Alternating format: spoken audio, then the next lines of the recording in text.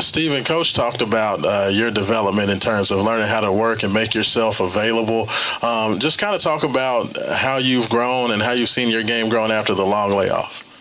I feel like my most effective area is probably on the offensive side, and when I can't find that groove, that offensive groove, I try to affect the game in a different way, and I feel like that's what I've done the best job of as the season progressed, like finding different ways to be productive on the court. Coach said that you need to be, that sometimes the guards miss you. You need to be, he called it more of a jerk, demanding the ball. Do you have a problem with that, or how do you look at, can you develop into being a jerk? Yeah, and what he would call, I feel like I know what he's talking about, and I agree with him. But I just need to, get in better shape, and I'll be able to call for the ball more often. Stephen, Jared Wilson Frame was talking about how he knew you from high school and remembered you in high school, and kind of comparing you to then to now. He said your hands have gotten a lot better. How have you worked on getting better at catching the ball, finishing around the basket, and catching things cleanly and playing more efficiently with your hands? Well, the more you have a ball in your hands, the better you are with it. I get in the gym a lot, and I'm in there a lot. That's all I can say. That's how that's come along. Stephen, Coach said that he thinks you could be one of the best big men in the ACC. What do you think you need to do to become one of the best big men in the ACC? Well, I need to, just flat out, I need to be more dominant. And I have to expect more out of myself every game in order for me to continue to get better, to reach that goal. What was the feeling tonight after the final buzzer, just knowing how this game went when you were at Pittsburgh?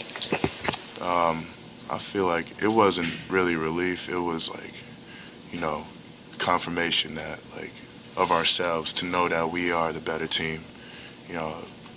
Credit out to Pittsburgh. They play really hard, and they punched us really hard. But we know how hard we can work, and that's really how it went tonight or today. Stephen, for a big man, you shoot free throws exceptionally well. Is that something that you work on in the offseason or after practice each time to get that stroke going? Because it's a very smooth shot that you have in, and it's usually going in every single time. I really worked on my free throws over this summer, because in the past, my college career, I haven't been shooting them pretty well, but that was really something I wanted to improve on.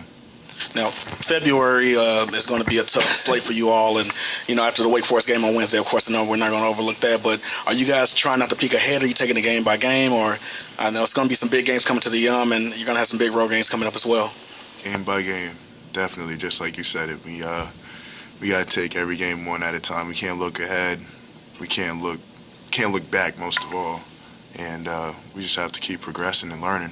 Stephen, if you could just talk about how you and Malik work together. Malik has a couple of big block shots, and then, of course, that gets everybody hyped. Then you come in and get a couple of alley-oops. How do you two approach the game and kind of push each other when you're out there? I feel like in practice we try to best each other, and we get the most out of each other in practice every day. So I feel like when the game comes around, it's all shown on the floor, and we really compete. And he gets me better, I get him better. Do you really go at each other in practice, or how does that work? We definitely go at each other in practice. Anything else for Stephen? Great, thank you. Thank you.